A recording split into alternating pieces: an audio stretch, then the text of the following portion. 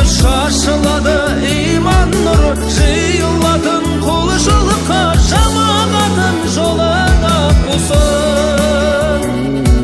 Жұмамыз мүбәрәк болсын.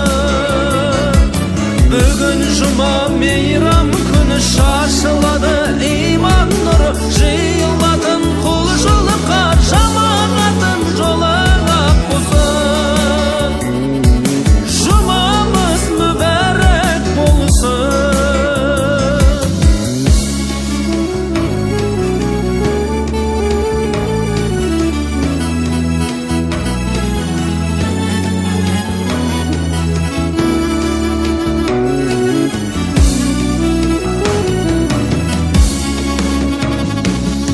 Пайғамбарға салауат айтып, ұлықтайық Алланы бүгін.